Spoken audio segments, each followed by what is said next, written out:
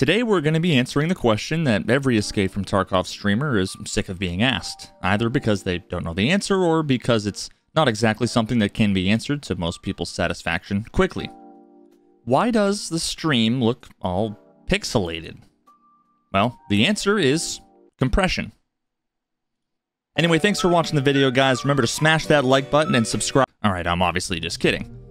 Lots of us are familiar with the high-level concepts of image or video compression, but the details are actually quite fascinating, and whether you realize it or not, this concept is at the heart of nearly everything you consume on the internet, including this very video itself. It's not specific to Twitch streams or Escape from Tarkov. From the perspective of a computer, images are just a big grid of different color-filled boxes called pixels. Colors can be represented a million different ways, one of the most common being in number form with different values representing the constituent red, green, and blue values that make up that color. If we were to take an image with a resolution of 1920 by 1080 and represent it this way, we're talking about 2,073,600 individual blocks of color or pixels, and if each is represented by an 8-bit number, that means the size of the image in terms of data is just over 2 megabytes. Images can be stored with more information per pixel, and they can also contain other data, known as metadata, that provides a bunch of other info about that image. So the amount of data needed to store an image of comparable size can be much larger. Now consider the sheer amount of data required to render your favorite website's feed page as you scroll mindlessly, and it might start to become clear how all of this data can add up quite quickly. Given that it costs money not only to transfer data between computers over the internet, but also to store that data in the first place, coming up with a solution to reduce the overall data and bandwidth required for all this stuff is obviously quite important. That's where compression comes into play. Take a look at these 4 images.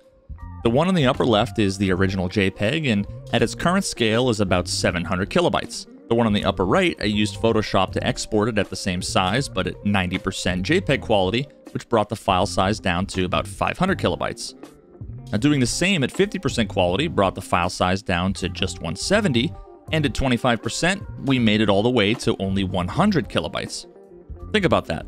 These 2 images are the same resolution, and I don't know about you, but I can't see any real difference between the quality of these 2 images, and yet the image on the left is 4 times the file size compared to the image on the right.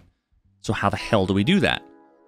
The process of JPEG compression has 4 steps: color transformation, block processing, quantization, and reordering and encoding.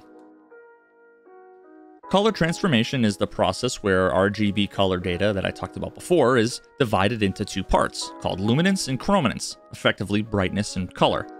Our eyes are actually far more sensitive to the brightness or the intensity of images as opposed to color, so we can actually subsample this color information, which means that we're only going to use some of the data and discard the rest. This is our first reduction in the amount of data it takes to represent this image. The next step we have is to take our newly transformed data and do what's called block processing, which is exactly what it sounds like. We process the luminance and chrominance information in 8x8 pixel blocks, and we do something quite interesting. Let's skip over all the math specifics here and look at something from a really high level. First, take a look at this little reference table here. You don't have to know anything other than each of these blocks is a representation of one of 64 different cosine waves. Again, you don't really need to know the what or the how here. What's important for you to know is that any 8x8 pixel image can be recreated using some combination of these waves. For example, perhaps the image on the right could be made up of a bunch of this one, and a little bit of this one, maybe some of this one, and maybe there's none of this one. In reality, each of these blocks is likely to contribute at least a little bit to the overall image, but what we're left with at the end of the process is another grid of numbers that essentially represents the weight of each of those cosine waves in the final image. I recommend you go watch this video here if you want more details on all of the math used in this part of the process, but this brings us to the next step called quantization. This part of the process is probably the most significant in terms of actually reducing the data, and it's pretty much all math, but simply put, this step in the process takes the weighted data we had before and, using another table called the quantization table, converts it into something that looks like this. The quantization table used can vary a bunch in the values that it has, but ultimately the values it contains are what's responsible for determining the resulting image quality after compression. The entire point of the process that we've done up until this point is to effectively do one thing. That's determine what the most important bits of these images are, isolate them, and discard the rest. The remaining step is to try and pack all that information as efficiently as we possibly can. Of course, we could send along all 64 values here, but it's obvious to anybody looking at this that it would be a waste given the repetition. Largely due to the fact that the most significant information in images tends to be in the lower frequency data, in other words, the numbers in the upper left-hand corner of the table. That means that more often than not, most of the 0 values will be collected towards the higher frequency parts of the table, to the right and to the bottom. Because of this, we can take all these numbers and serialize them with this in mind, starting in the upper left-hand corner and sort of zigzagging up and down, ending in the lower right-hand corner, resulting in a big list of data with a ton of repeated values that we can indicate as such. Rather than include all 52 individual zeros, we can simply say that there are 52 zeros at the end. Remember what we started with, a simple block of pixels represented by their constituent RGB values, and then compare that to what we end with, a tiny set of numbers that we can use to represent the image in a way that's basically indistinguishable from the original. Now don't forget that we're only dealing with a minuscule fraction of the original image, and then consider how much data we can save here by applying this process to the image in its entirety. Hopefully now you'll begin to realize the significance of this process as a whole. Alright, so what happens if we're really limited on data and want to more heavily compress the image? We all know that that's going to mean a lower quality image, but what does lower quality even really mean in this context? Now let's actually look at this the other way around from before, and we're going to heavily compress an image, see what happens, and then see what we can learn from it. Taking the original image we had at the start, I'm going to export it from Photoshop one more time, but this time at 1% quality. Now surprisingly enough, zoomed out, this image actually still looks quite good, despite the compressed image being only 10% of the file size of the original. Now let's take another look, zoom in, and compare some of the details. At this point, it starts to become a little bit more obvious what we've sacrificed as a result of all of this compression. And interestingly enough, you might notice something related to what we talked about before. Because the images are processed in 8x8 blocks, what we often end up with under heavy compression is block artifacting, commonly referred to as macro blocking, checkerboarding, or pixelation. Now, if we zoom in and focus on one of these blocks by itself and compare the original and compressed versions of the image, it should be pretty evident what's going on here. Because the contents of this block of pixels contains what's essentially a randomized assortment of different shades of blue-green, there's nothing that we could really do to limit the amount of data required to represent this block. So if we can't limit the underlying data that represents the colors, we're forced to limit the colors themselves. In this case, it looks like we ended up with a nice average of all of the colors and sort of a nice subtle gradient starting from the top left and ending on the bottom right. Now, if you look at any individual 8x8 pixel chunk of both of these images, you can see how all of the randomness that makes up the finer details of the image is effectively smoothed out into nice regular gradients, some horizontal, some diagonal, some vertical, but all of them reducing the variance between adjacent pixels as much as possible, which ultimately reduces the amount of data needed to create the image at the cost of quality. Now, moving on to video compression, and what's hopefully not news to anybody watching this, video is really just a bunch of images. It's a glorified slideshow. So we can apply the image compression techniques we just discussed to each individual frame of the video and make a ton of progress towards reducing the size of the output data without sacrificing video quality too much. This process is known as intra-frame encoding. Intra-frame literally meaning within a given frame of a video. As I'm sure you can deduce, there's much more that can be done when it comes to interframe coding, or the compression that's done between different frames of a video. Just like image compression, video compression processes data in chunks. So let's take a look at a few of the same snippets of each frame and see how different they are. If you pay attention to most video, you'll notice how significant portions of the image for any given scene contain little to no motion at all in most cases. This fact, known as temporal redundancy, is quite convenient, as it means that during the video compression process, we can actually provide that redundancy information to the encoders and save us all a bunch of work and data. Now remember at the end of the image compression process when we were serializing all that data and we got to that string of a bunch of repeated values, we were able to cut all of that extra data by indicating what was repeated and how many times? The same thing can be done for images in a video over time. For example, if we look at this portion of the image and compare the contents between frames of the video, clearly we can see that there's basically no difference between them. Of course, the details and specifics are a bit more involved than this, but for all intents and purposes, what we can do during video compression is basically tell the encoder that all of the image information in these regions of the frame are not going to be changing at all during a specific range of the video, so there's no need to encode it into every frame. All it needs to do is repeat what it already has. Let's take a look at part of the image that does change and see what we can do here as well. Zooming in on my hand here, we can see that during these last 2 frames, I move my fingers a bit in one direction. So does that mean that we need to send all of the individual pixel data for each frame in these regions to draw both bits of the image for both frames? No, it can be a bit more clever than that, again using some of the same concepts that we've already used before. Splitting up the image into smaller blocks, we can use the initial frame as a reference frame again, and by indicating where different parts of the image are moving and how much, using motion vectors, we can give the encoder a ton of information about how to generate the final image after the motion occurs.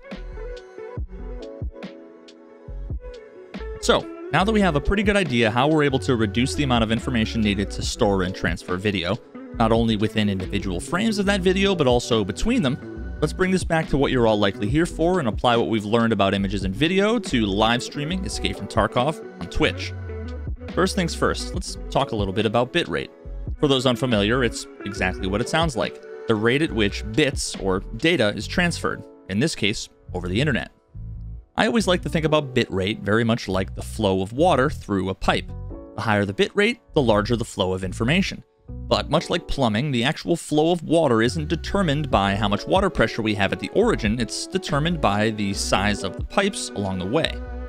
If you want to be able to stream crystal clear, completely lossless 1920 by 1080 video at 60 frames per second, you're looking at roughly 3 gigabits per second of data, which is basically speeds that pretty much nobody has at the moment. What's more is that Twitch limits the upload bit rates for streamers to about 6,000 kilobits per second, which means that in technical terms, we're going to need to compress the fuck out of our video if we're going to want anything remotely close to a smooth, nice-looking stream that our viewers are going to be able to enjoy. Now, surprisingly enough, with modern internet speeds and all of the video compression tech we have available to us, we can actually achieve some really nice video quality on our streams in most cases. Now, obviously, the resulting compressed video on the viewer's end is not going to be as crisp as it is at the source, and also don't forget that even trying to show these comparisons to you on YouTube isn't really fair or accurate, because this video itself is going to be compressed when I output it from my editing software, resulting in some amount of quality loss, and then when it's uploaded to YouTube, they're going to re-encode it on their end, resulting in even more quality loss. But for all intents and purposes, we can actually achieve some really nice quality with all of these limitations in mind. Well, sometimes. And that's where we return to the major point of this video. The question of why Tarkov streams sometimes look really shitty. At this point, you pretty much have all the information you need to answer that question for yourself. We just need to put it all together, so let's do that. First, let's take a look at a still frame from one of my recent streams and dig into how it might be processed. Now, obviously, right away, we know that we're dealing with a bit of a challenging image here. Very much like our original example image, all of the detailed foliage and grass creates a huge amount of color difference from pixel to pixel. Now combine that with 60 frames per second gameplay in a first-person shooter like Tarkov, and we're in a situation where motion compensation is next to impossible. Let's examine 3 frames of this video, zoom in again, and focus on one little chunk of the screen to see what changes between these frames might look like. When we compare these bits of the image, given that nearly each of them are comprised of just about every possible shade of green that exists, there's almost no way that any algorithm could figure out which pixel is moving where. It's largely indistinguishable from being purely random, which poses a major problem for our compression algorithms that both operate on and attempt to resolve information into patterns and repetition for the sake of efficiency. Sometimes it's hard for people to recognize how challenging this is for computers, given that our brains have evolved to be so incredibly efficient at it. When we look at images like this, even when they're heavily compressed, we immediately recognize shapes, patterns of color, and their motion on screen. But when you're looking at images in the way that our algorithms do, that's when the limitations of the technology become a bit more understandable. Once more, with video like this, the actual images that make up each frame of the video are quite simple.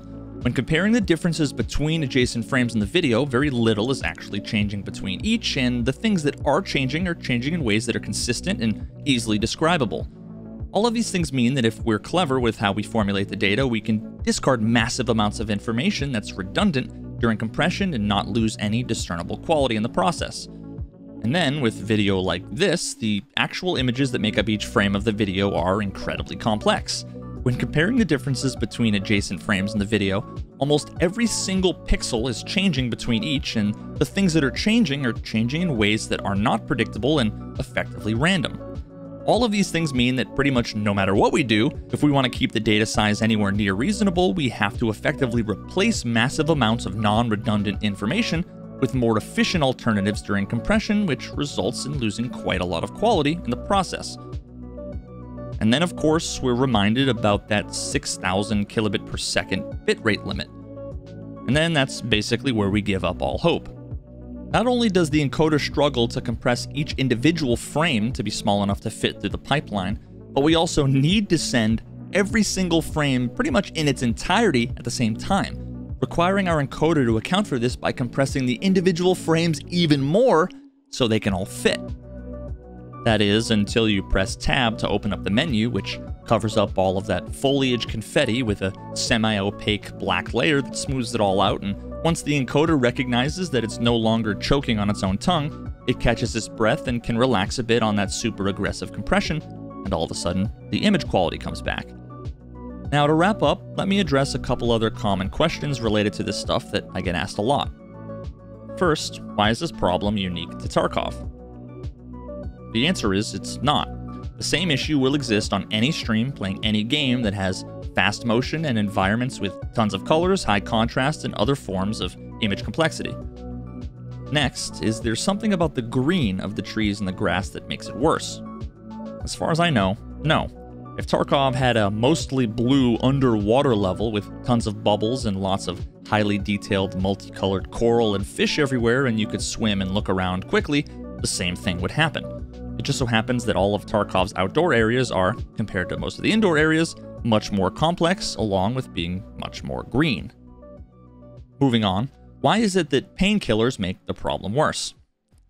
The simple answer is that the visual effect created by the painkillers in the game, the sharpening and increased contrast, simply compounds the problem that exists already. It makes the image that much harder to compress. Finally, if the issue is caused by the environment in the game, then why does your webcam get blurry too? The answer is because every stream's video output is a single combined image, so it's all processed together. When the encoder kicks into heavy compression mode, it's acting on the entire output image of the stream, which includes everything from your face cam to your sponsor banners or any alert pop-ups, anything like that. Who knows, maybe in the future there'll be some new compression methods that take into consideration things like an embedded facecam window or something like that and process it separately. Hell, maybe something like that already exists, I'm not really sure, but at the moment it simply isn't as nice and easy as we'd like. All that being said, I hope you found this video entertaining and informational, and if you happen to be watching this either on another streamer's stream or perhaps you were sent this way from a link from their chat, this is my friendly reminder to use your free monthly Twitch Prime subscription on that streamer to help support them and the content they make. It costs you nothing, gives them a few bucks, and just might make their day. Until next time.